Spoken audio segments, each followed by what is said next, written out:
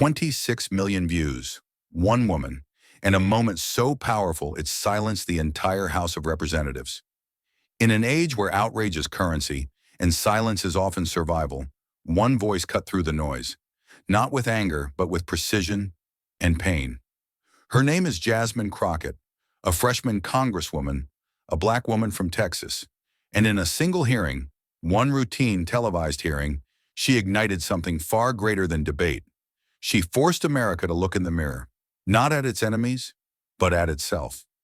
Because what happens when the battle over truth, history, and identity isn't between two parties or two ideologies, but between two people who share the same skin, the same roots, and the same ancestral trauma? What happens when one of them uses that history to push power, and the other uses power to protect that history? In that moment, it wasn't just a clash of opinions, it was a reckoning, and the world watched. But behind the viral clip, behind the headlines and hashtags, there's a deeper story, one of legacy, courage, conflict, and truth. A story that didn't start in that committee room and didn't end there either. It started quietly, with whispers in the halls. The Capitol doesn't just echo, it listens. Its marbled corridors, polished by generations of footsteps, carry more than sound. They carry secrets, deals struck in silence, betrayals buried beneath ceremony, promises made with handshakes and broken with headlines. On that particular morning, the air was unusually thick, not with heat, but with the static of something coming. You couldn't see it, but you could feel it, a kind of invisible vibration, like the deep tremble before a storm. And somewhere in the maze of stone and power, walking with deliberate, measured steps, was Congresswoman Jasmine Crockett. To an outsider, she might have looked like any other legislator, heels clicking against the tiles, a leather folder tucked under one arm, her phone vibrating endlessly in the other. But if you looked closer, you'd see something different, a certain sharpness behind her eyes. Not the practiced kind you find in politicians trained to smile on cue. No, this was something earned, forged, as if every step she took was informed by 1,000 untold stories, her grandmother's voice in her head, a courtroom she once stood in as a public defender, a streetlight under which a young man once cried injustice and no one listened. Today she was quiet, not out of calm but out of calculation. Her team had told her it was just another oversight committee hearing, an expected back and forth on federal programs for disadvantaged communities. Standard procedure, they had said. But Jasmine Crockett didn't believe in standard anything, not when black families were still being crushed under the weight of systemic neglect, not when history was being twisted, repackaged, and sold to the public as policy. She could feel it. This was not going to be standard, not with Byron Donalds in the room.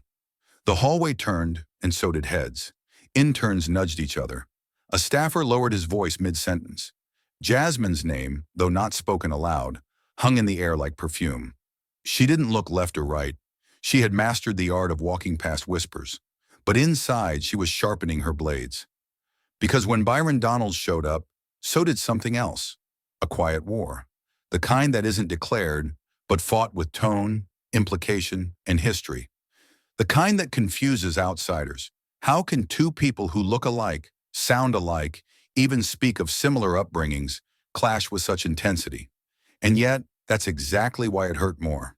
Because some wars aren't between enemies. They're between truth and the people who betray it. Outside the hearing room, cameras were being mounted. Reporters adjusted their ties. No one knew what would happen, but they all hoped, perhaps even prayed, that today would go off script, that someone would say the thing no one dared to say. And Jasmine Crockett, standing just inches from the heavy oak doors, already knew she would be that someone. She took a breath. Not the kind you take to calm yourself, but the kind you take when you're about to dive into deep, dark water. The kind that says, I don't know how this ends, but I know I have to start it. As her aide reached for the door handle, Jasmine closed her eyes for a brief moment, and in that flicker of stillness, if you listened closely, you might have heard it.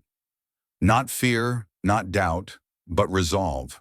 The kind of resolve that doesn't care about backlash, that doesn't care about headlines or handshakes, that only asks one thing. Will you speak, even if your voice shakes the room? The door creaked open, and the whispers stopped. She'd crossed paths with Byron Donalds before. Not often, but often enough.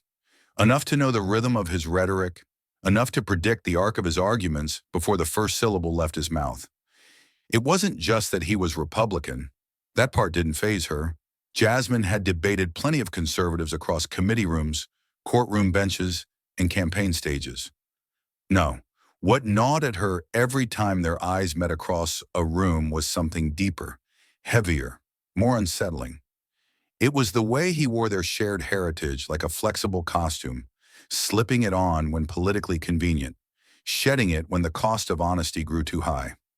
There had been one early exchange, a closed-door education subcommittee meeting, where he'd spoken about liberating Black students from dependency mindsets, arguing against federal support for school lunch programs. Jasmine remembered the moment precisely because it felt like emotional whiplash. He delivered his statement with a polished smile, wrapped in the language of empowerment and bootstrap logic, all while quoting Malcolm X out of context. And when she responded, calmly laying out the data on generational poverty and racial funding disparities in public schools, he hadn't flinched. He just shrugged, like statistics were speed bumps on the highway to ideology. From that day on, she didn't just see Byron Donalds as a political opponent. She saw him as something else entirely, a walking contradiction with a megaphone, weaponizing shared struggle to undermine the very solutions that might help people survive it. And that, to her, wasn't just frustrating, it was personal.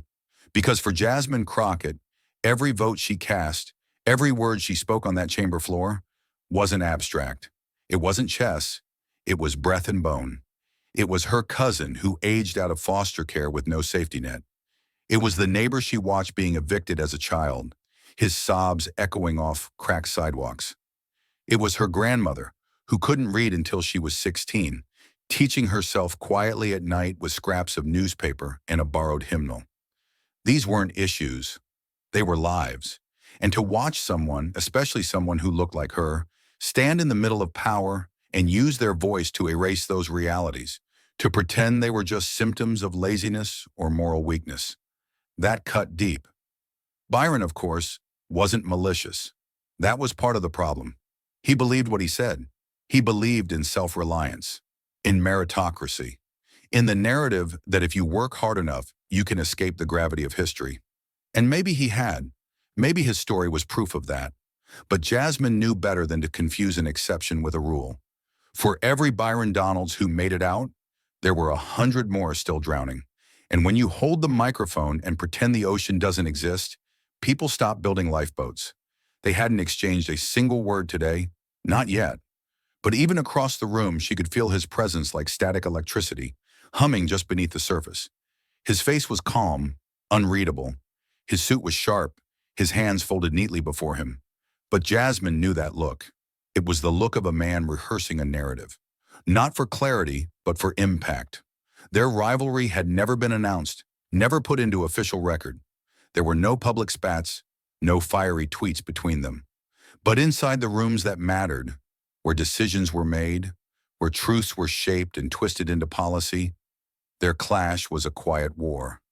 One fought not with volume, but with vision. And today, as the minutes ticked closer to the moment microphones would go live, Jasmine Crockett knew that this unspoken rivalry was about to become very, very loud. The hearing room was colder than it needed to be, the kind of chill that didn't just settle on your skin, but crawled beneath it. Overhead, the soft hum of recessed lighting mixed with the low rustle of paper, the tapping of pens, and the faint thuds of shoes adjusting beneath polished wood desks. There were no shouts, no grandstanding, at least not yet. Just the kind of quiet unease that settles over a room right before something historic happens, and no one's quite ready to name it. The chairman's gavel would come down soon, and when it did, everything would begin. Or rather, everything would unravel. Jasmine Crockett sat near the center left of the room, her nameplate gleaming dully under the lights. Her notes were laid out in precise order, color-coded tabs peeking from the sides of a manila folder. From the outside, she looked like the picture of poise, calm, focused, professional. But beneath the surface, her thoughts were moving like a river in flood. Every time she glanced across the aisle, she saw him, Byron Donalds, seated with effortless confidence, already whispering something to a staffer with a half smile, as if today's hearing were just another stage in a long performance. He wore his certainty like armor, and the worst part was, it worked. The room filled slowly, deliberately. A camera crew adjusted their equipment in the far corner. Journalists with worn notebooks and tired eyes scanned faces for tension.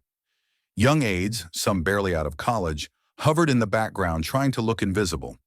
The camera in the viewer's mind would pan slowly across each face, some smug, some rehearsed, others unreadable. A familiar veteran congressman from the Midwest leaned back in his chair with arms crossed, wearing the expression of someone who already knew how this story would end. A freshman representative from the Pacific Northwest nervously rechecked her iPad for the third time, glancing sideways at the two black members who were about to go head-to-head in a way this room had never quite seen. There was no script for this, no precedent. What was about to happen had been brewing for years, not just in policy papers or committee memos, but in the lived experience of millions. And though no one would say it out loud, everyone knew this hearing had become something else the moment both Jasmine Crockett and Byron Donalds confirmed attendance. What was supposed to be a dry review of federal assistance to historically underserved communities now felt like the prologue to something larger, something volatile. The subtext was thick enough to choke on, because this wasn't just about budgets and outcomes. This was about history, memory, ownership of pain, and perhaps most dangerously, who gets to speak for whom? The chairman cleared his throat. "The committee will come to order," he said, tapping the gavel once. The room shifted, chairs adjusted, postures straightened. The ritual began. One by one, opening statements rolled forward, the cadence of officialdom wrapping the room in procedural normalcy. Witnesses gave polite, prepared responses. Representatives asked clipped, almost performative questions. For the first hour, everything was just as the official agenda had promised. Predictable, respectful, almost dull. But beneath that surface calm, Jasmine Crockett felt the temperature rising. She knew the moment was coming. Not yet, but soon. She could sense it in the way Byron began to lean forward just a little more than necessary during a witness's answer. The way he licked his lips before turning to speak, already bracing himself to play the part of the bold contrarian. His body language was a telegraph, and she knew how to read every signal. She didn't interrupt, didn't shift. Her fingers remained gently laced atop her notes, but behind her stillness was something hot and alive, a current of ancestral fury, not rage for show, but a slow, deliberate fire, the kind passed down in stories whispered across dinner tables, the kind born not from anger, but responsibility.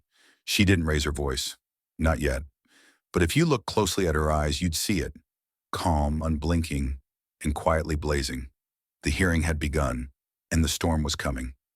The moment he leaned into the microphone, the atmosphere changed. Byron Donalds adjusted his cuffs, tapped the stem of his pen against the desk once, then twice, an unconscious ritual, or perhaps a subconscious drumbeat to what he was about to unleash. His voice came low and measured, the kind of cadence crafted for broadcast replay, designed to sound reasonable, even when the message beneath was anything but. "What we keep missing in these conversations," he began, "is that dependency undermines progress." He paused, letting the words settle. During Jim Crow, despite facing terrible oppression, Black communities built businesses. They supported each other. They created institutions. There was a resilience, a self-sufficiency that we've lost in this era of endless government programs. Jasmine Crockett didn't move, but she could feel her grip tighten around the edge of her folder. She kept her eyes forward, watching his lips as much as listening to the words. Not because she needed to hear them.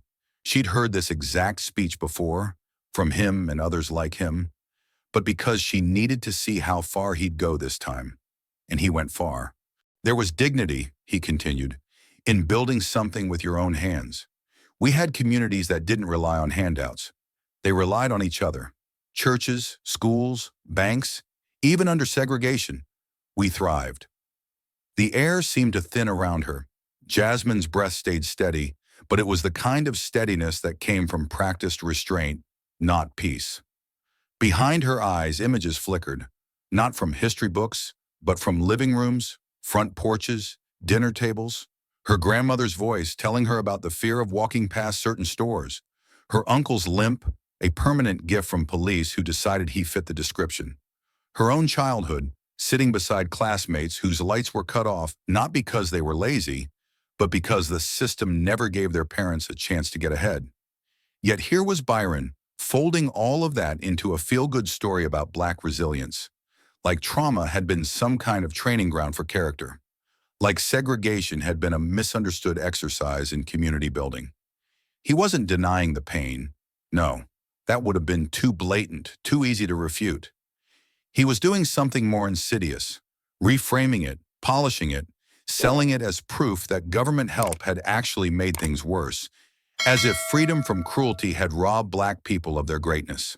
He quoted numbers, cherry-picked data about program inefficiencies and generational cycles of poverty. He used terms like entitlement trap and empowerment agenda. He invoked Booker T. Washington, then, audaciously, mentioned Malcolm X again.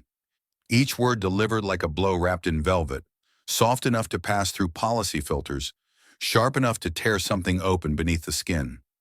Jasmine's face remained composed, her eyes steady, her lips neutral. But inside, something ancient stirred. Not just anger, not even rage. It was grief, repackaged as fire. Because she knew what this speech would sound like to the wrong ears, to the donors, to the think tanks, to the suburban viewers nodding along behind screens, soothed by the idea that maybe, just maybe, Black suffering had been overstated all along. Byron's time expired with a gentle rap of the chairman's gavel. He leaned back satisfied, as if he'd just delivered a dose of hard truth rather than a masterclass in historical distortion. The chairman nodded, barely masking his relief. The gentlewoman from Texas, Ms. Crockett, is recognized for 5 minutes. And in that instant, Jasmine exhaled. Not to release tension, but to prepare, because now it was her turn. Jasmine Crockett adjusted her microphone. Slowly, deliberately, her fingers barely trembled, though every cell in her body was electric. "Thank you, Mr. Chairman," she began, her voice steady, almost disarmingly calm. "I had prepared today to speak about data. Hard numbers showing how these programs have lifted people out of poverty, how they've created access where none existed. But after listening to my colleague from Florida, I find myself needing to address something more immediate, something heavier." She turned slightly in her chair, just enough to face Byron Donalds directly. Her eyes locked on his, not with hostility, but with unwavering clarity. "Congressman Donalds," she said, "I've sat here listening to you romanticize one of the darkest chapters in American history.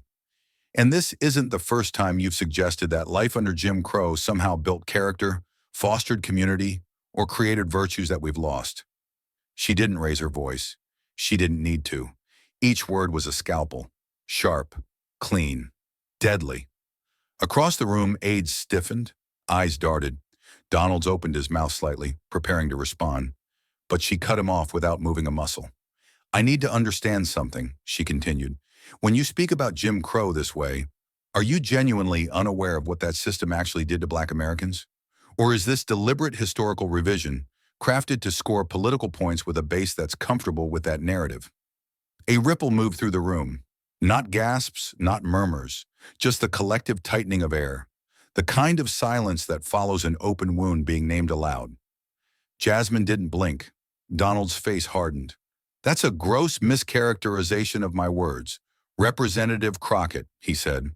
His tone was low, measured but defensive. "I never praised Jim Crow itself. I talked about the resilience of communities despite those conditions. Resilience that came from necessity, not choice." And that was the opening Jasmine had been waiting for. "Exactly," she said, her voice still calm, but edged now with something undeniable. Truth wrapped in steel. People weren't self-sufficient because they preferred it. They had no other option. They were systematically excluded from opportunity, from housing, from education, from basic government services. My grandmother didn't tell stories of pride under segregation. She told stories of fear, of humiliation, of watching friends and family denied the opportunities that could have transformed their lives. She leaned forward slightly. This continued framing, she said, that somehow Black Americans were better off when they had to create parallel systems just to survive. It doesn't just misrepresent history. It betrays the very real generational trauma of those who lived through it. Donald's clenched his jaw, but Jasmine was not finished. I continue to put people into office, she said, her voice firming, and that includes some of our skin folk, who, frankly, are not our kinfolk. Folks who continue to push narratives that harm the very communities they claim to represent. It wasn't a shout. It wasn't an accusation flung in anger. It was a statement, measured, searing, and utterly final. A declaration, not of party, but of principle. And in that moment, Jasmine Crockett didn't just reclaim the narrative, she redefined it. She reminded everyone in that room, and every viewer watching from afar, that history is not a rhetorical tool. It is blood, it is breath, it is memory. And if you dare to twist it, you better be prepared for someone to untwist it, word by word, truth by truth. The chairman's gavel twitched in his hand, but no one moved, because the room, for a breathless second, had been set on fire. It happened in a second, no warning, no crescendo, just 5 words, quietly delivered, yet louder than any shout that had ever echoed through those halls. Our skin folk, not our kinfolk. For a brief moment, the room didn't breathe. No one moved. The fluorescent lights above seemed to flicker, not physically, but emotionally, like even the building itself had to recalibrate after what it had just witnessed. Jasmine Crockett sat still, posture unwavering, tone unshaken, as if she hadn't just detonated a political truth bomb in a room full of power brokers and historical amnesia. Byron Donalds blinked, his expression tightening, then narrowing. "Are you questioning my blackness, Representative Crockett?" he asked, his voice dipped in ice. She didn't flinch. "I'm questioning the disconnect between your identity and your politics," she replied with the kind of certainty that can't be rehearsed, only lived. "When you consistently advocate positions that hurt Black communities while using your identity as cover, what exactly should we call that?" The gavel came down, hard this time. "Members will refrain from personal attacks," the chairman warned, though his voice wavered with the understanding that something irreversible had just been said. But neither of them acknowledged it. The exchange had pierced the fragile civility of the chamber, and it wasn't going to be stitched back together by procedure. In that moment, Crockett's words became more than just testimony. They became ignition. Outside the room, across the country, phones buzzed. Notifications lit up like wildfire. A congressional aide in D.C. mouthed, "Oh my God," as she replayed the clip. A young political podcaster in Oakland paused mid-recording, stared at the screen, then whispered, "She said it." On Twitter, the phrase was already trending. # skin folk, not kinfolk. No context needed. The image of Jasmine Crockett, calm and composed, staring down Byron Donalds as she said it, became a meme, a symbol, a line in the sand. Some viewers cheered, others raged. Progressive corners of social media praised her as a truth-teller, unafraid to call out performative proximity to identity. Finally, someone said what we've all been thinking, one activist tweeted. But the backlash came swiftly. Conservative commentators accused her of racial gatekeeping. Cable news anchors decried it as a low blow, and think pieces emerged overnight debating whether Crockett had gone too far. Inside the chamber, the aftershocks rippled silently. A junior representative scribbled something furiously in his notebook, while an aide for a Republican member checked his phone, mouth twitching at the speed of virality. Even the chairman's next words, routine calls for decorum, fell flat, as if the hearing had quietly cracked under its own weight. For Jasmine Crockett, the moment was surreal, but not unfamiliar. This wasn't the first time she had been called divisive for telling the truth out loud. It wouldn't be the last. But something had shifted. She hadn't just challenged a colleague, she had challenged a narrative. a dangerous, seductive one that cloaked injustice in the language of self-reliance and erased the pain of millions with a few cherry-picked anecdotes. And now the country was watching. Not everyone would agree with her. Some would smear her. Some would lift her up. But one thing was certain. No one would be able to ignore her anymore. And in a world that often demanded silence from those carrying the heaviest truths, that in itself was power. The door clicked shut behind her with a soft finality, and for a brief moment, Jasmine Crockett was alone with the silence. But it wasn't the kind of silence that brings peace. It was the kind that crackles, dense, electric, alive with everything that had just happened and everything still on its way. Her heels clicked softly against the tiled floor of her office, a rhythmic echo that seemed too steady for the chaos unraveling beyond those walls. She didn't sit down immediately. Instead, she stood for a long moment, her hand resting on the edge of her desk, breathing in slowly, like someone who'd just walked through fire and made it out the other side. Scorched, but standing. Then the noise returned. The office phone lit up like a Vegas strip. Her cell buzzed relentlessly on the desk. Aide voices fluttered in the background. Half whispers, some urgent, others awed. Screens glowed with incoming messages. Reporters requesting statements, constituents sending praise, critics delivering rage.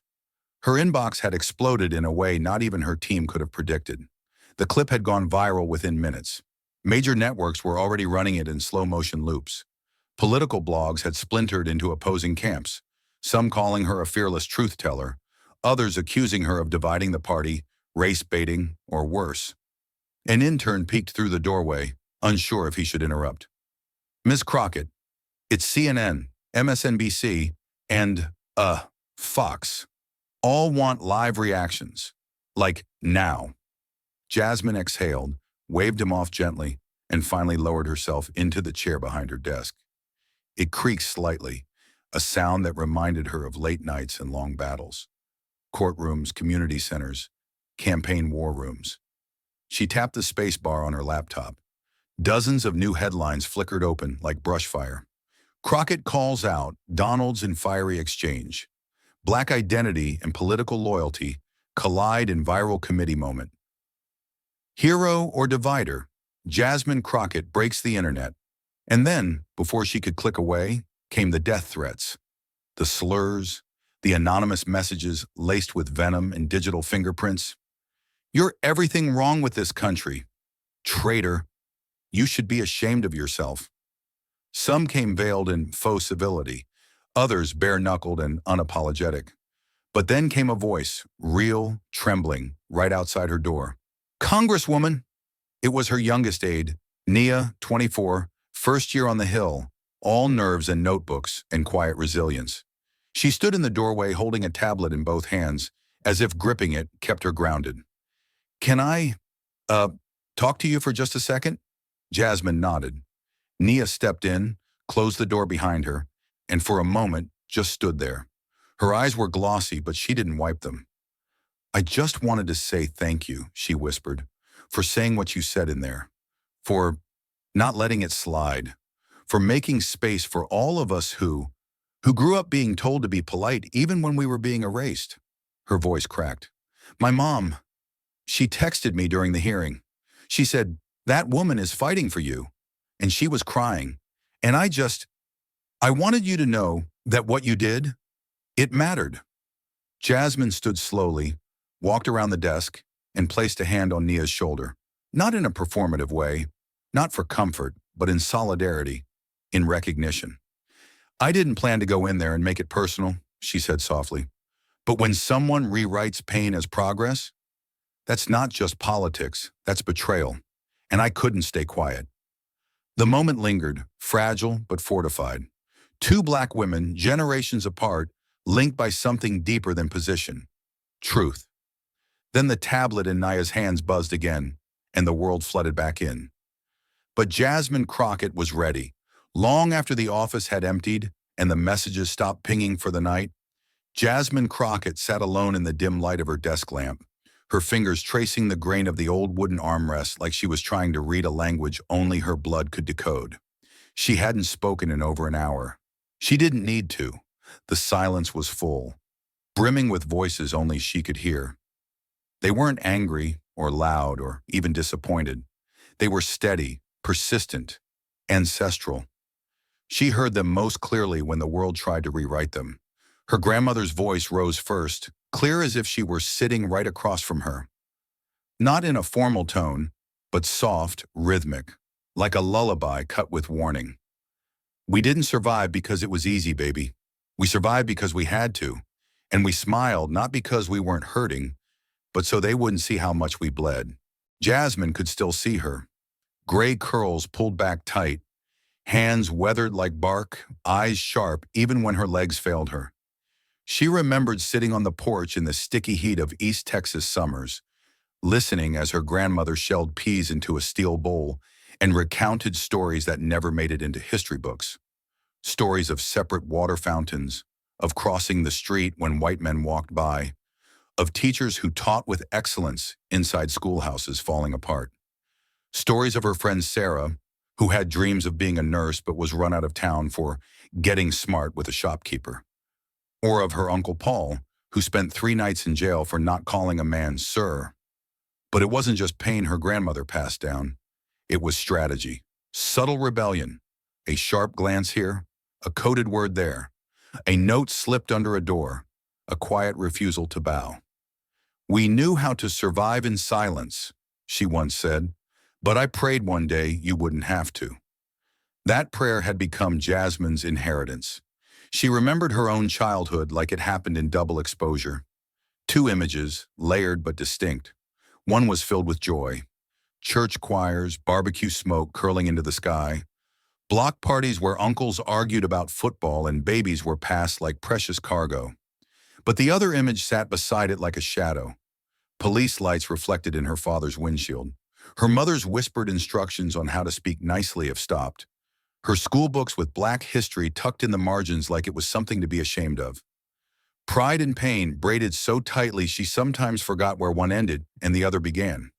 At school, she'd been told to write essays about progress, about how far America had come.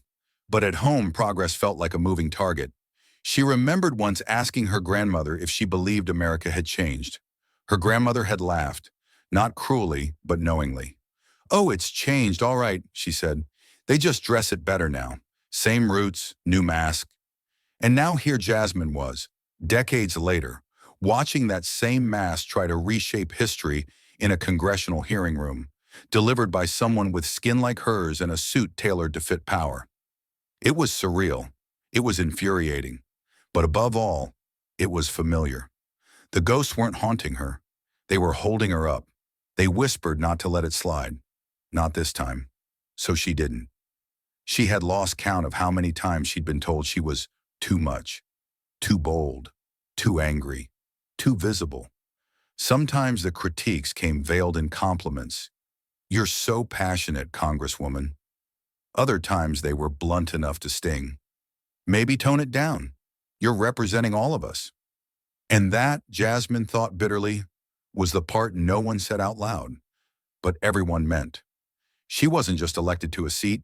She'd been drafted into a role, a symbol, a stand-in for every struggle she didn't have time to name. When you're a Black woman in power, the world doesn't just watch you, it studies you, dissects you, measures your worth against 100 invisible checklists, too radical for white moderates, too polished for activists, too combative for conservatives, too compromised for progressives. And God forbid you misstep. One wrong sentence, one misread moment, and you become a headline, a cautionary tale, or worse, a traitor to your own people. It wasn't the work that exhausted her. It was the weight of performance, of being expected to speak not just with conviction, but with surgical precision, to be real, but never too raw, to speak truth, but not in a way that made people uncomfortable, to embody progress, but never outshine the pain. Sometimes she wondered if the country wanted justice, or just a well-behaved reminder that injustice still existed.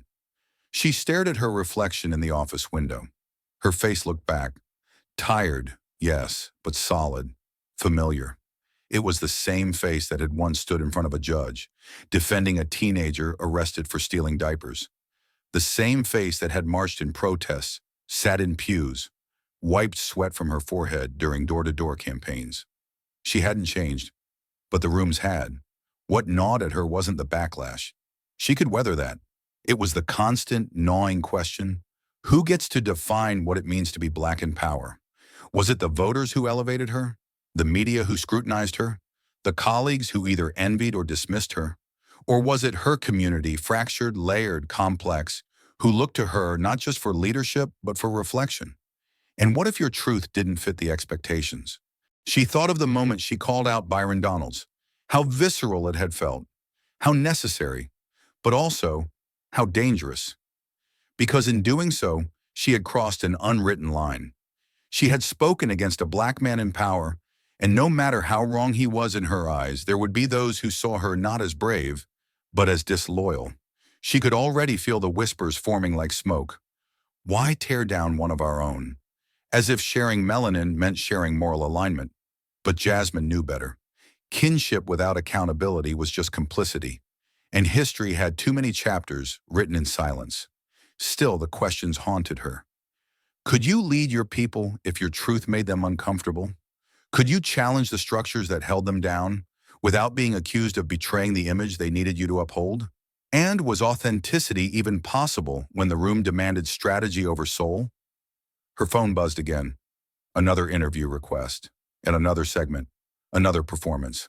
She sighed, rolling her neck gently, feeling the weight not just of today, but of generations who'd carry this same burden differently. Some by preaching, some by marching, some by simply surviving. She had chosen politics, but politics didn't mean safety. It meant spotlight, and that light didn't just reveal you, it burned. She stood up slowly, one hand resting on the windowsill, eyes tracing the lights across the Capitol dome. Somewhere inside, another hearing was being scheduled, another debate prepped. Tomorrow she'd walk back into that room with the same calm face and the same fiery truth buried beneath it. But tonight, she allowed herself to feel it all, not as a congresswoman, not as a symbol, but as a black woman standing in power, still asking the question no one had ever answered for her. What does it really cost to be real? By the time the sun dipped below the Capitol dome, the clip had already crossed 100 million screens. It spread not like a news report, but like a spark in dry grass. Fast, hungry, uncontrollable.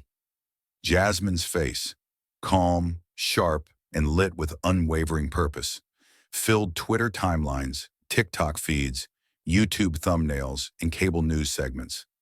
That one moment, frozen in time, with her gaze locked on Byron Donalds and her voice like a razor dressed in velvet. Some of our skin folk are not our kinfolk. Within an hour, it had a hashtag, #skinfolk not kinfolk. Within 3, it had fan edits layered over gospel choirs, remixes with trap beats, and recreations by teenagers mouthing her words like they were lines from a revolutionary script. Every political podcast worth its algorithm dropped emergency episodes. Progressive hosts praised her as a fearless truth teller. The voice America didn't know it needed, but damn well better listen to now. A prominent black historian tweeted, "Jasmine Crockett just set a new standard for congressional courage. This was Baldwin meets the Hill." Dozens of think pieces emerged before midnight, each dissecting the confrontation, each trying to decode the deeper cultural rupture beneath it. But not everyone cheered. The backlash came quick and sharp, wrapped in polished sound bites and televised indignation. Conservative commentators, particularly those who had long accused the left of weaponizing race, now had a new symbol for their outrage. Fox News aired the clip on repeat, each time framed with a different chyron. Crockett's racial attack on black Republican, who gets to define blackness, and is this the new face of division? One pundit sneered, "This is identity politics on steroids." She basically said if you're not a liberal, you're not black. Imagine the uproar if a white politician had said that. Others took it further, suggesting she should be censured by the ethics committee, warning that this was a dangerous precedent, racial policing disguised as representation.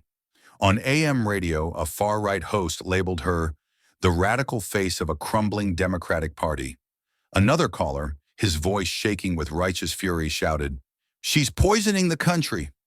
This is reverse racism. She should be ashamed. Yet even in the firestorm, Jasmine remained silent, for now. Behind the scenes, her communications team worked furiously, fielding interview requests, managing statements, and analyzing real-time metrics. They were watching a digital hurricane swirl around her, one part adoration, one part condemnation, all of it unstoppable. Her name trended globally for nearly 16 hours, alongside hashtags like number Black authenticity, number truth and power, and of course, number Crockett versus Donalds. Media strategists on both sides began spinning the moment into campaign materials. Political super PACs eyed ad buys. Comment sections turned into battlegrounds. And somewhere in the noise, the original message, the core truth at the heart of Jasmine's stand, threatened to be drowned by the volume of reaction. But the people who mattered most, those who had felt silenced for decades, those who had watched leaders of color ascend only to assimilate and disappear, heard her clearly. They didn't need a headline to translate what she meant. They lived it. They recognized the difference between personal attack and personal accountability. They knew that calling someone out wasn't the same as tearing them down. It was demanding that shared identity come with shared responsibility. In beauty salons and barbershops, group chats, and college dorm rooms, people weren't just debating what she said. They were asking the deeper question, why did it need to be said at all? And somewhere in that growing echo of public reckoning, Jasmine Crockett's voice, steady, unapologetic, was still speaking, even when she wasn't saying a word. In a modest public high school just outside Atlanta, the bell had barely stopped echoing when Mr. Langston dimmed the lights and hit play. The projector flickered to life, casting the congressional hearing across the whiteboard like a modern morality play. His 11th grade U.S. history class, usually half asleep by third period, sat up straighter as Jasmine Crockett's voice cut through the stale classroom air. Some of our skin folk are not our kinfolk. The students didn't laugh. They didn't scoff. They leaned in, drawn not by drama, but by recognition. After the clip ended, Mr. Langston didn't ask what they thought. He asked what they felt. And for once, even the students who rarely raised their hands had something to say. It's like she was saying what nobody else had the guts to say. But can you call someone out like that and still be called professional? She wasn't just talking to him. She was talking to all of us. And as the discussion unfolded, hashtags turned into real talk, memes gave way to memory, and Crockett's words became a syllabus for a different kind of lesson. One about history still alive and power still contested. 2 states away, in a quiet neighborhood in Jackson, Mississippi, 17-year-old Keisha sat on her bed, phone in hand, heart pounding. She'd watched the clip a dozen times. She'd memorized Jasmine's face, her tone, the way she didn't flinch when the room turned against her. It stirred something Keisha couldn't name, something equal parts pride, rage, and relief. She didn't know much about politics, but she knew what it felt like to be told to sit still, to speak softly, to never make people uncomfortable. She hit record on her voice message app, staring into the glow of her phone. "Hi, Congresswoman Crockett. I know you'll probably never hear this," she began, her voice trembling, "but I just wanted to say thank you. Today at school, someone called me too loud and said I should act more professional in debate team, and I almost apologized. But then I remembered your face, and I didn't." She hesitated. "I don't know if I'll ever be in Congress, but I do know that from now on, I'm not going to shrink to make other people comfortable. You showed me that, so thank you." And hundreds of miles north, in a small brick house on the south side of Chicago, a grandmother named Laverne sat in her recliner, a crocheted blanket draped over her knees, staring at the television with watery eyes. She didn't tweet, she didn't stream, but her daughter had shown her the clip on her iPad, and now it played on repeat in her mind like a song from a time she thought the world had forgotten. She had lived through the real Jim Crow, not the soundbite, the real thing, separate entrances, empty promises, nights where you didn't look certain men in the eye. She remembered when her own father was fired for trying to register Black voters. She remembered how her mother whispered the word resilience like it was both blessing and curse. And when she heard Donald speak of that time like it had somehow been golden, she had felt a scream rise in her chest. But then came Jasmine, firm, calm, true, and Laverne had felt something break and something rebuild in the same breath. "She ain't scared of 'em," she muttered almost to herself. "Not even a little bit. God bless that girl. 3 lives, 3 generations, none of them in the room when it happened. But all of them changed by it. The moment Jasmine Crockett spoke wasn't just a confrontation, it was a signal, a ripple, a reckoning. And across the country, in classrooms, bedrooms, and living rooms, people were beginning to see the truth of it. Some words don't just speak truth to power, they remind the forgotten that their truth still matters. By the third day, it was clear. This wasn't just a viral clip. This wasn't a trending soundbite waiting to be replaced by the next internet outrage. Something deeper had taken hold.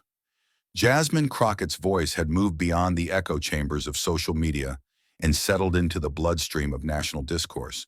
It wasn't just being shared anymore. It was being studied, unpacked, projected onto screens in classrooms, dissected in sermons, debated in town halls, and quietly reflected on at kitchen tables from Jackson to Jersey.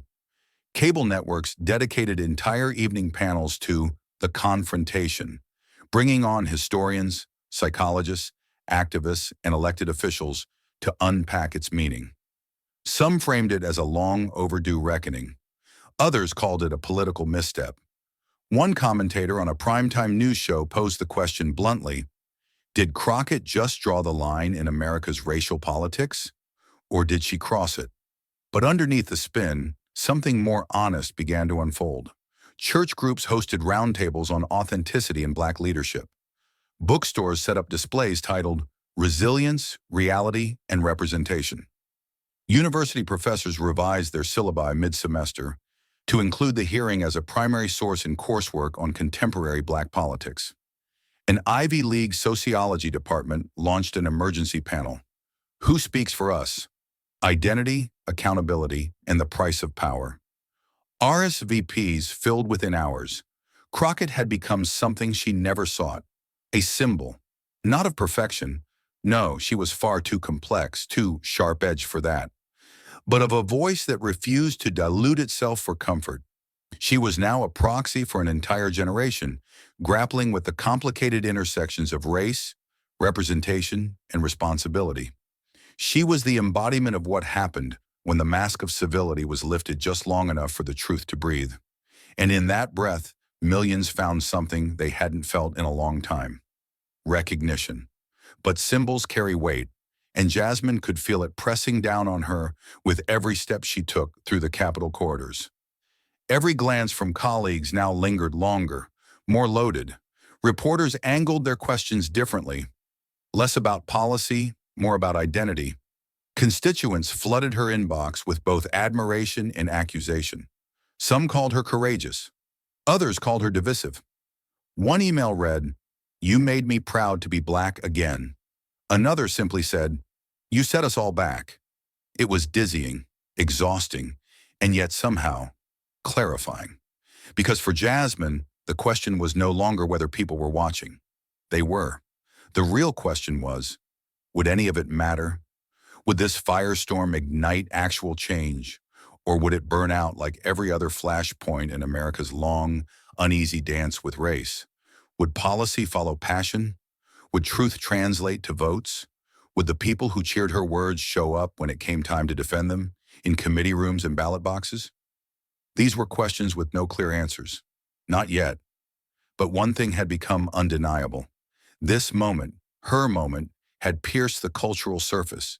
It had unsettled something long calcified by politeness and pretense. And whether the country wanted to or not, it now had to ask itself, who gets to define authenticity? And what happens when someone refuses to be quiet about it? Jasmine Crockett hadn't just spoken. She had shifted the air. And long after the clip faded from the front page, its resonance would remain, humming beneath the noise, waiting to shape what came next. Because sometimes moments don't pass. Sometimes they plant roots. The invitation arrived cloaked in diplomacy, dressed in neutral fonts and bipartisan language, like every other event that tried to make ideological warfare sound like afternoon tea.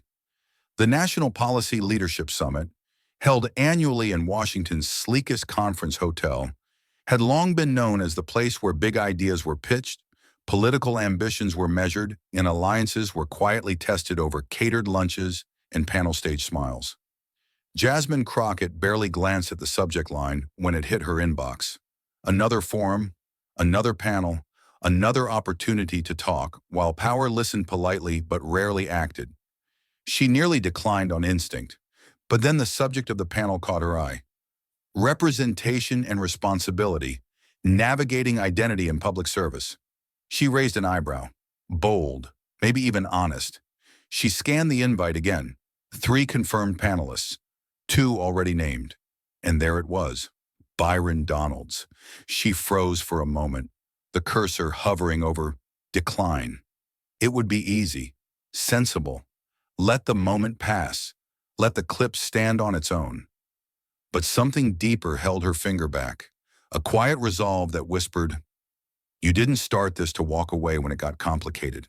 Across town, Byron Donalds received the same email. He chuckled under his breath when he saw her name. Of course, he thought. They want the sequel. His staff offered to decline on his behalf, citing overexposure, fatigue, scheduling, but Byron waved them off. "No," he said. "If she's going to keep telling her version of truth, I might as well show up and speak mine." And so just over a week later, 2 people who had become unwilling avatars in America's racial conversation found themselves walking separate hotel corridors toward the same ballroom, both fully aware of the cameras, the expectations, the storm that awaited them. The lobby buzzed with tension, disguised as excitement. Staffers in blazers whispered while glancing at their phones. Reporters lingered just outside the registration booths, sniffing for friction. Inside the ballroom, a wide stage sat beneath a minimalist banner. Reimagining representation. Rows of chairs filled quickly. The audience, lawmakers, scholars, journalists, students, had come not for policy nuance, but for electricity. They wanted another moment, another headline, another unfiltered exchange. They wanted fire. Jasmine arrived first, walking with purpose but not performative grace. She wore navy, understated but firm, her hair pulled back, expression composed but unreadable. She gave a single nod to the event coordinator, declined the offer of green room refreshments, and took her place on the far left chair. Byron entered 10 minutes later, his smile easy, shoulders loose, suit sharp. He greeted a few familiar faces on his way in, laughed a little louder than usual, projecting comfort like it was armor. When he reached the stage, he glanced at Jasmine, nodded once, and took the opposite seat. Neither of them spoke. Not yet, but the air between them pulsed with a quiet charge. Not animosity, not quite respect, but something heavier. Shared history, shared scrutiny, and now shared stage. The moderator, an award-winning journalist known for her disarming charm and piercing questions, stepped to the mic. "Ladies and gentlemen," she began, "what happens when 2 leaders from the same heritage, but vastly different worldviews, are asked to define what it means to represent a community that's never been truly heard?" She looked at them both, then smiled faintly. "Let's find out." There were no gavels in this room, no 5-minute timers, no procedural interruptions or partisan point scoring. Just a stage, 2 chairs, 1 moderator, and 100 pairs of eyes trained on the space in between them. The cameras, for once, had been asked to stay off during the panel itself. To encourage candor, the organizers said, though everyone knew the transcripts would leak within hours. What mattered more was the tone, the atmosphere. Electric, yes, but expectant rather than explosive. The moderator started gently, posing a question meant to set the table. What does it mean to represent a community with such a complicated, painful history, especially when your policies, your philosophies, challenge how that history is remembered? Jasmine Crockett spoke first. No hesitation. Her voice carried, not like a blade this time, but like a bell, clear, measured, resonant. It means, she said slowly, that every word I speak carries more than opinion. It carries memory, not just mine, but my grandmother's, my students, my constituents. I don't get to separate policy from identity, because for too long, our policy was built to erase our identity. The room stilled. I don't question my colleague's blackness, she continued, casting a glance at Donald's but not lingering there. I question how we use our platforms. When we stand in front of power and frame oppression as opportunity, we risk rewriting pain as preference. And that's not representation. That's betrayal. No fire in her tone, just gravity. Each sentence weighted with history too old to soften. Byron Donalds didn't respond immediately. He sat back, fingers steepled, face unreadable. Then slowly he leaned into the mic. I've been accused of a lot of things this week, he said. A ripple of soft laughter moved through the audience, breaking the tension but not shattering it. But if I'm being honest, I see the danger of how I framed it. Silence. Sharp. Honest. I didn't mean to glorify Jim Crow. I thought I was celebrating resilience, he continued, and maybe I still believe in that resilience. But I understand now, when you highlight survival without fully naming the horror people survived, you risk sounding like you're praising the cage instead of the strength it took to escape it. Heads turned, brows raised. It wasn't a full reversal, but it was something, an acknowledgement, a pivot, and in this room that counted. Jasmine didn't react outwardly, but something shifted in her posture, barely perceptible, a loosening of the shoulders, not agreement, not absolution, but a recognition that maybe this stage offered a different kind of power. The moderator, seizing the moment, leaned forward. So what happens when you both speak the same history, but hear it differently? That, Jasmine said quietly, is why we talk. Not to win, but to witness. To remind people that their pain wasn't imagined, that their stories matter more than our sound bites. Donalds nodded. And to remember that policy built without memory becomes blind. For a moment, the room held its breath. No shouting, no viral clip. Just an unexpected stillness, one that invited reflection instead of reaction. And maybe, just maybe, that silence said more than either of them ever could alone. The final question came not from the moderator, but from a student in the audience. One of dozens invited from local universities, seated strategically along the back row in pressed blazers and two big name tags. She stood slowly, paper trembling, slightly in her hand, and asked not about policy, but about legacy. When you both speak so powerfully from experience, she began, her voice just loud enough to carry, do you ever worry that your truths might contradict each other so much that it becomes impossible to work together for the people you both claim to serve? The room didn't shift. It froze, because the question wasn't a trap, it was a mirror. And everyone in the audience, from journalists to senators to janitors, standing near the exits, knew it. Jasmine Crockett looked at the girl first, then at the crowd. Truth isn't always symmetrical, she said.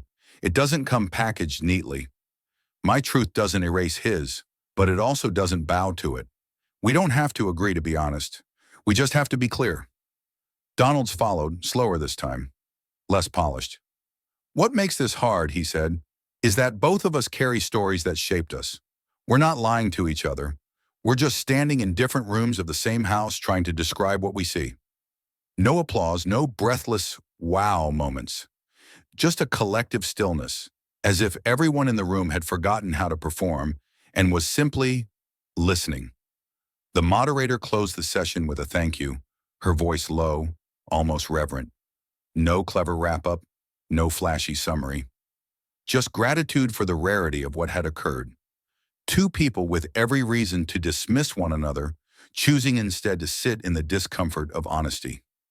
The audience began to stir, chairs creaking, programs shuffling, heels and dress shoes tapping gently against the ballroom carpet. But no one clapped. Not out of disapproval, but because the applause didn't feel appropriate. It would have broken something delicate. Instead, people turned to one another and whispered, or didn't speak at all. Thoughtfulness lingered in the air like smoke from a just-extinguished fire. Backstage, the lighting was softer, cooler, Staffers murmured logistics. Panelists exchanged cards. Jasmine reached for her phone, scanning missed texts from her comms team. Byron adjusted his watch, exchanged pleasantries with an aide. Then as they both moved toward separate exits, their paths crossed in the narrow corridor behind the curtain. For a moment, neither said anything. Then Byron gave a single nod. Not performative, not political, just real. Jasmine returned it, not with a smile but with acknowledgement. They didn't shake hands, they didn't pose for a photo. There was no mutual statement about bipartisanship or bridging divides. What existed between them wasn't agreement, and certainly not friendship.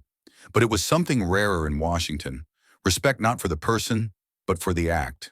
The willingness to show up, to speak, to stay in the room when it would be easier to walk away. Outside, the press waited.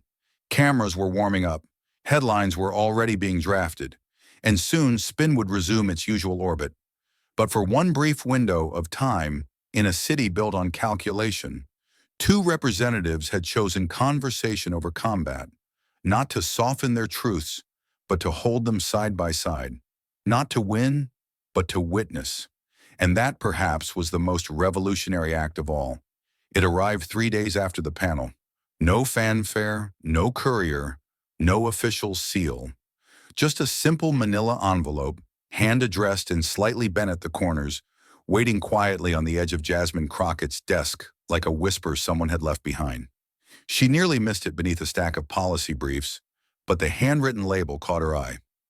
Representative Jasmine Crockett, U.S. House of Representatives. Private. Inside were 12 letters, each one typed or scrawled by a different hand, some in crisp black ink, others in faded pencil. Some on ruled notebook paper, others on the backs of pamphlets or grocery receipts. A sticky note sat atop them all, written in neat block print.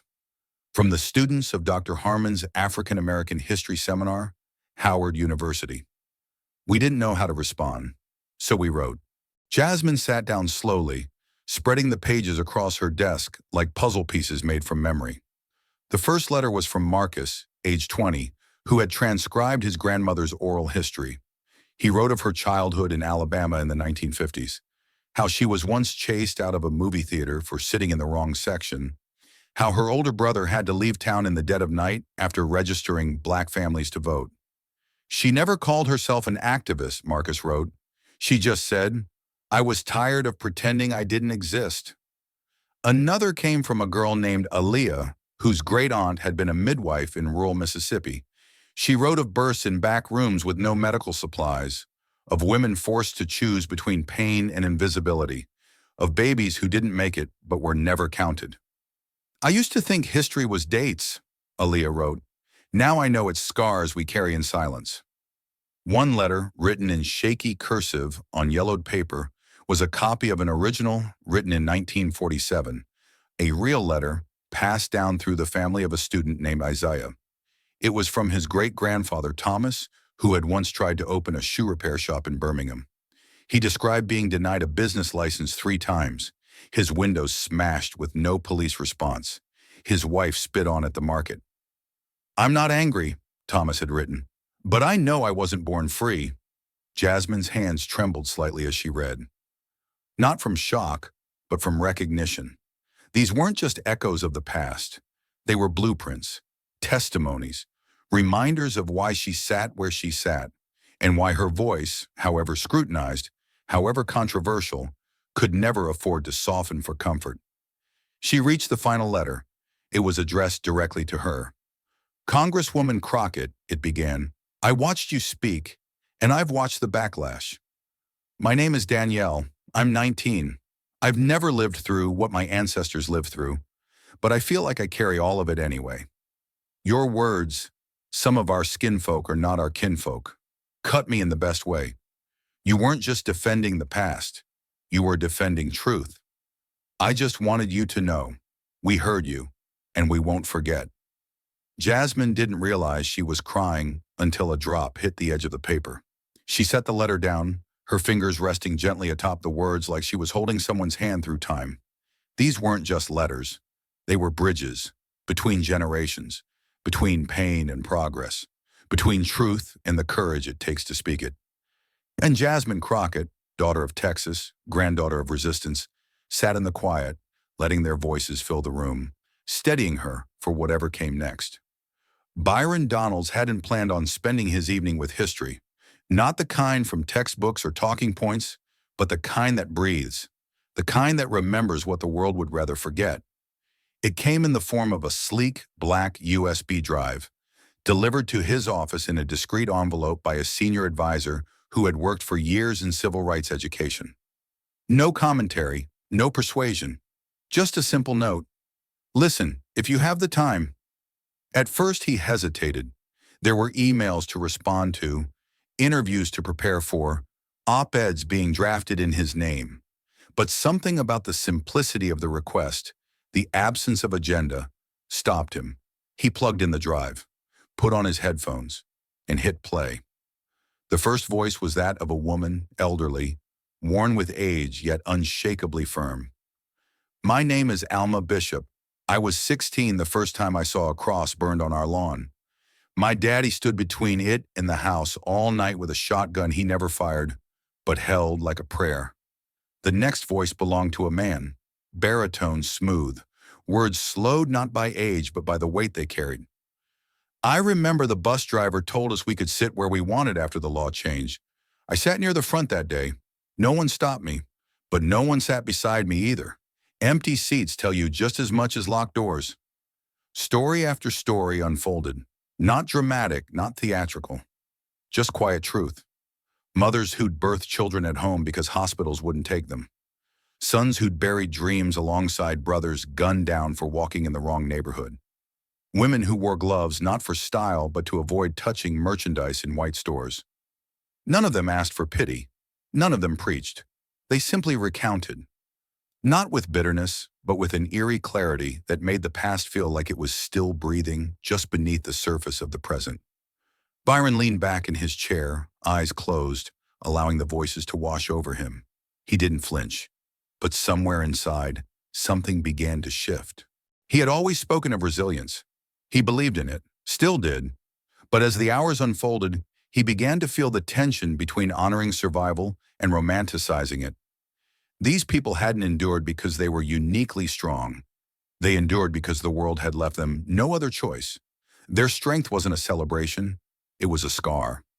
And every time he spoke of their era, without naming its brutality, he risked making their trauma sound like training. He had wanted to highlight empowerment, to push against narratives of dependency, but now he saw the danger in skipping steps, telling only the part of the story that fit his thesis, while leaving out the blood, the cost, the silence that so many had been forced to live with. He paused the audio, rubbed his temples, and stared out his window into the night. DC lights blinked in the distance. His own reflection stared back at him in the glass. Same suit, same skin, but something behind the eyes had softened. He wasn't ready to renounce his beliefs. He still believed in personal agency, in self-determination, in lifting as you climb. But tonight, he understood something Jasmine Crockett had tried to say, not with accusation, but with conviction. You cannot build truth on a foundation of fragments.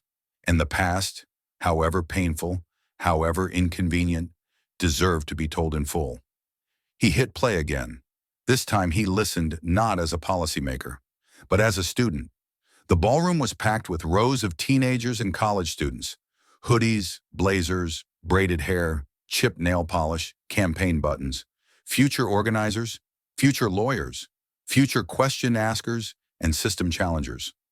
The National Youth Leadership Summit had become a proving ground of sorts, where rising change-makers gathered not just to learn the rules, but to start rewriting them. Jasmine Crockett stood just off stage, microphone in hand, heels planted, the quiet hum of anticipation building behind the curtain like a wave. When she stepped out, the applause was warm but restrained. These young people didn't clap because they were told to. They were watching her closely, measuring not her fame, but her sincerity. She didn't pace. She didn't shout. She stood still, looked them directly in the eye, and began. I know a lot of people in this country are uncomfortable with the word rage, she said, especially when it comes from someone who looks like me. But let me tell you something. Rage is not the enemy. Dishonesty is. The room held its breath. "You have every right to be angry," she continued, her voice steady. "Angry that textbooks lie. Angry that some people still tell you slavery was a necessary evil. Angry that your communities are policed harder, funded less, and listened to only when we're marching or mourning." A few heads nodded. Others sat motionless. But you could see it in their eyes. They were absorbing every word. "But here's the truth," she said. "Pain doesn't cancel power. It refines it. It sharpens your voice. It makes your clarity unbearable to those who benefit from the blur." She paused, letting the words settle. Then her tone softened. Not weaker, but more personal. "I come from a line of women who survived without apology, who worked 2 jobs and still got called lazy, who whispered truth when yelling was a death sentence. I carry their pain, but I also carry their wisdom, their fight, their refusal to be erased." She scanned the room. Dozens of faces stared back, some wide-eyed, some weathered too early, all listening. "I didn't plan to go viral," she said. "I didn't walk into that hearing thinking I'd say something that would ricochet across the country. I was just tired. Tired of watching history get edited for comfort. Tired of watching people use our skin as a shield while advancing policies that strip dignity from our communities." A murmur rippled across the audience. Agreement not expressed in volume, but in stillness, in the kind of quiet that means we've been there too. "But I want you to understand this," she said, her voice dropping into something deeper. "Your rage, your confusion, your questions, they are not liabilities. They are signs that your soul is awake. Don't let anyone convince you that you're too passionate, too loud, too complicated. You were never meant to fit inside their frame. You were meant to shatter it." Then she stepped closer to the front edge of the stage, her voice clear and unwavering. "Your story," she said, "is your weapon." A beat passed. "Wield it with purpose." And just like that, the applause came. Not thunderous, not performative, but rising like a tide. Not because she told them what to think, but because she reminded them why they feel, why they question, why they fight. As Jasmine stepped off the stage, dozens of students stood in place, clapping, crying, recording, remembering. Not just the moment, but the message. The chalkboard was half covered with phrases written in bold strokes: identity versus representation, respectability politics, and beneath it, underlined twice, who gets to speak for us? Sunlight filtered through the tall windows of room 204 at Clark Atlanta University, dust motes dancing above the rows of students gathered around a horseshoe-shaped table. This wasn't just any lecture. It was a weekly seminar titled Modern Movements in Black Political Thought, and today's class was different. Professor Elaine Mercer stood at the front. Gray locks swept into a bun, her glasses perched low on her nose as she pulled up the video once again. The now iconic moment when Jasmine Crockett leaned into her mic and declared, "Some of our skin folk are not our kinfolk." The class had seen it before, but today they wouldn't just watch it, they would dissect it. "What's she really saying here?" Mercer asked, pausing the clip at Crockett's frozen expression. Strong, poised, unflinching. A senior named Tariq raised his hand. "She's drawing a line. Like, we're not just bonded by race, we're bonded by the work we're willing to do for our people. And if you're working against us, then your skin doesn't give you a pass." Several students nodded. A few murmured agreement. But across the table, a freshman named Zaria frowned. "Okay, but isn't that kind of dangerous?" she said. "Who decides who's black enough? Isn't there room for different viewpoints, even within the community?" A tension settled in the air, not hostile, but electric. This wasn't Twitter. No one could mute the other side. Malik, a quiet junior who rarely spoke, leaned forward. "I think what made that moment hit different," he said slowly, "was that she didn't question his blackness. She questioned how he used it. And that's not the same thing." Professor Mercer let the silence linger for a moment. Then she moved to the whiteboard and wrote, "Symbol versus substance." "Every generation has this conversation," she said. "Frederick Douglass and Booker T. Washington, Baldwin and King, Angela Davis and Shirley Chisholm. The tension between image and action, between survival and revolution, between showing up in the room and speaking truth once you're in it. What's changed today, she added, is that the room has cameras, millions of them, and the stakes are higher because the erasure is quieter. In the back row, a student named Latasha raised her hand. But don't you think it's easier to go viral than to make change? Like, we all watched the panel with Crockett and Donalds, but did anything actually shift? That was the question. It hovered over the room like a final exam nobody had prepared for. I don't know yet, Professor Mercer replied. But I know people are talking differently, thinking deeper. I've taught this course for 8 years, and I've never seen students come in quoting a congressional hearing like it was a Kendrick verse. Laughter broke the tension, but behind the humor, something real was growing. These weren't students memorizing facts for midterms. They were living the material, feeling it press up against their own lives.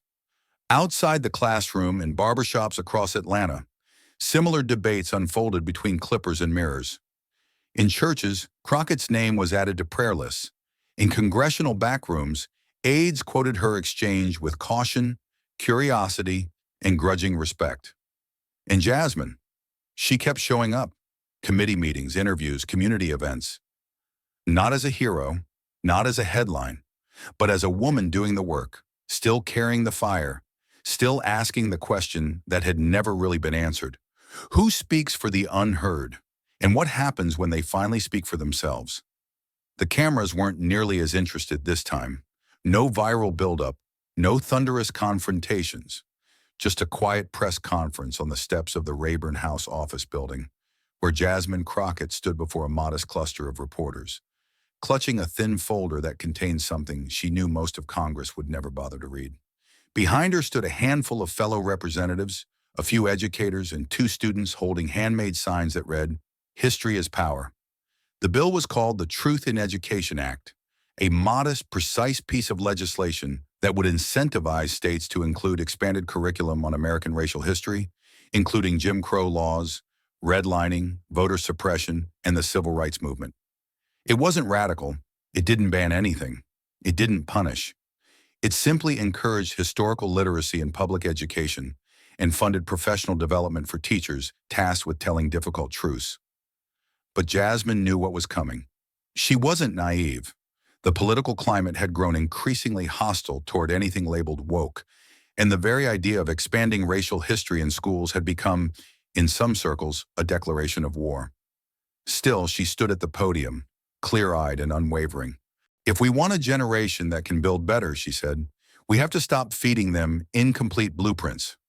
Our children deserve to know the full story, not because we want them to feel guilt, but because we want them to understand what it took to get here." The questions from the press were predictable. Do you expect this bill to pass? Is this political theater? What do you say to critics who call this revisionist history? She answered with the same calm certainty she'd carried into that first hearing months ago. "Whether it passes isn't the point," she said. "Silence has passed for policy for too long. I'm not here to wait for consensus. I'm here to set a record." Elsewhere in the Capitol, Byron Donalds reviewed the bill's language with a furrowed brow. His staff had already drafted a standard opposition statement, something about federal overreach, curriculum autonomy, and the danger of politicizing education. But he held it in his hands like something that didn't quite fit anymore. He'd listened to the recordings. He'd read the feedback. And while he didn't agree with Crockett's approach or her implications about his integrity, something had shifted. He couldn't pretend the debate was only about control. It was also about memory. When he finally released his response, it was different. Still opposing, still principled, but less combative, more nuanced. "I believe in accurate history," he said in his statement, "but I believe that education should elevate unity, not deepen division. I applaud my colleagues' commitment to truth, but we differ on what that truth demands from our public institutions." It wasn't an endorsement, but it wasn't dismissal either. And that was the quiet victory. Because sometimes progress doesn't look like a law being passed. Sometimes it looks like a debate being elevated, a tone being changed, a false dichotomy being challenged. Not with shouting, but with persistence. Jasmine returned to her office that night to dozens of voicemails, some praising her courage, others mocking her futility.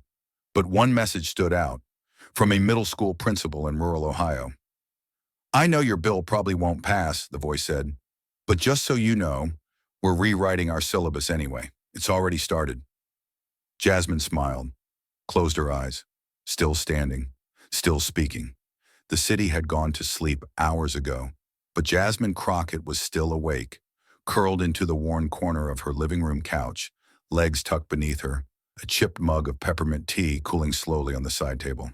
The light above her buzzed faintly, casting warm shadows across stacks of unopened mail, folders of committee notes, and a half-read book about Reconstruction she hadn't had the time, or maybe the heart, to finish.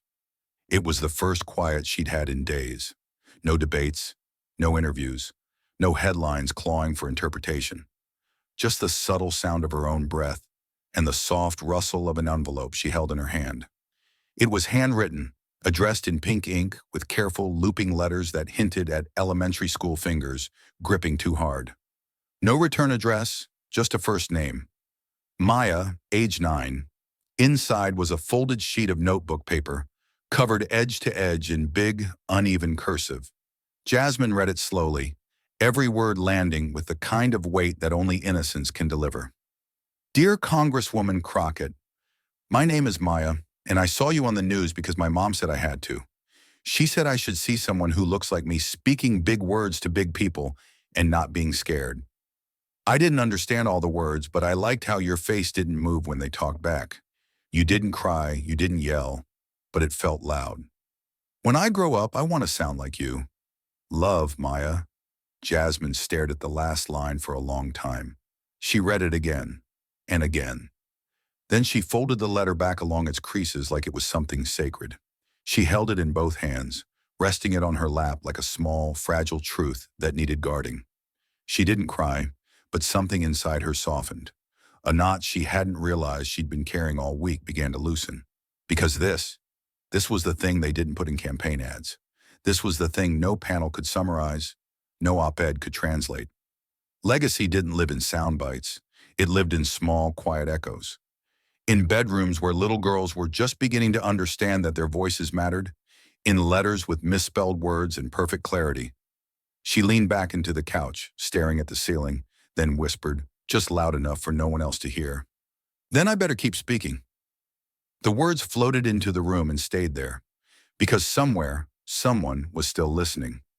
Outside her window, the city breathed, oblivious to the moment unfolding in a single living room, on a single block, in a city full of noise.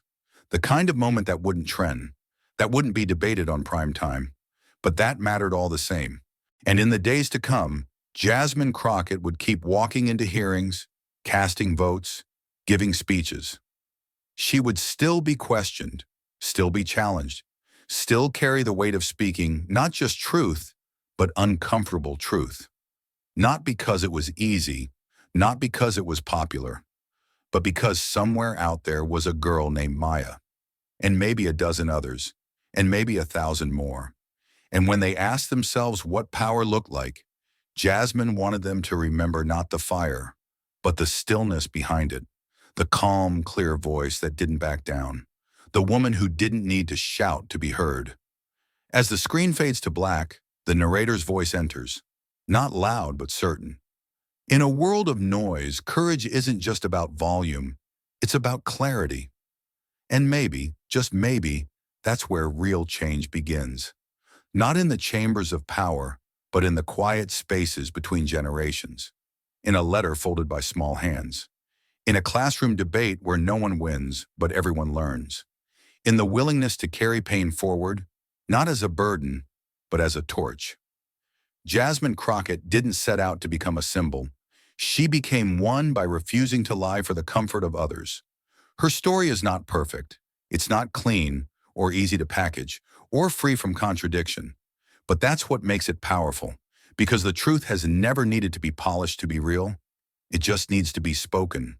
And for those watching, whether from a classroom desk, a barbershop chair, or the back pew of a quiet church, the message remains. Your voice matters. Your memory matters. And when the moment comes, your silence will matter just as much.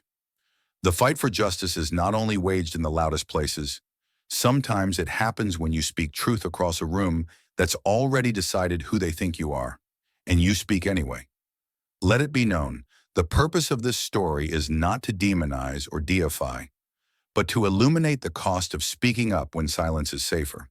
While this work is grounded in real events and public figures, it is a creative, transformative reflection, blending fact, interpretation, and narrative under the principles of fair use. It is offered not as political gospel, but as a mirror to reflect the tensions we carry, the truths we avoid, and the possibilities that rise when courage refuses to whisper.